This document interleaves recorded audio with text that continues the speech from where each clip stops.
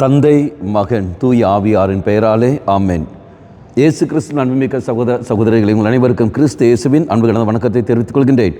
இன்று நற்செய்தி பாகமானது மார்க் நற்செய்தி 10ஆம் அதிகாரம் 28 முதல் 31 வரையில திருவாக்கியங்கள். குறிப்பாக 30வது வாக்கியம்.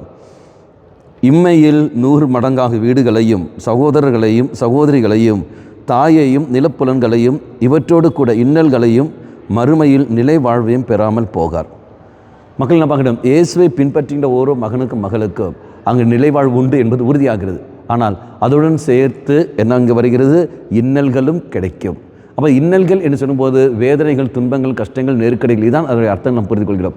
அப்படி என்றால் அந்த வேதனை வழியாகவா, துன்பங்கள் வழியாகவா என்று பார்க்குற சமயத்தில் அந்த துன்பங்கள், நமக்கு கிடைக்கிற அந்த வேதனைகள், நமக்கு கிடைக்கிற அந்த அவமானங்கள், நமக்கு வந்து போகின்ற அந்த பலவிதமான பிரச்சனைகள், இது எல்லாமே நமக்கு மீட்பின் பாதை கொண்டு போய் சேர்க்கும். இது எல்லாமே நம்ம நிலைவாழ்வு கொண்டு போய் சேர்க்குமே ஒழிய ஒரு நாளும் அதை நம்ம நிலம் பதிக்காது.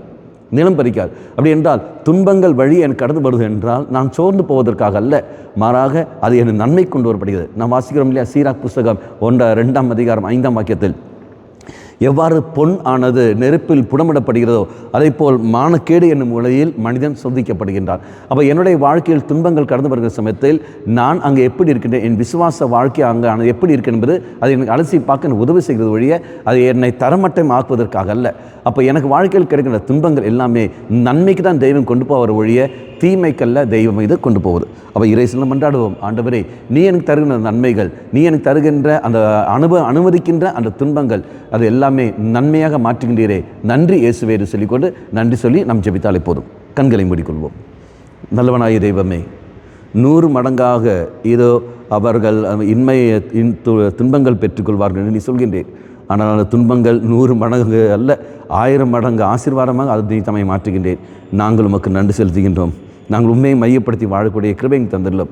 எங்கள் வாழ்க்கையில் எவ்வளோதான் பிரச்சனைகள் வந்தாலும் அந்த பிரச்சனைகள் நாங்கள் நிலை குலைந்து போகாமல் உண்மையில் நம்பிக்கை வைத்து செயல்பட கிருபை எங்கள் தந்துள்ளோம்.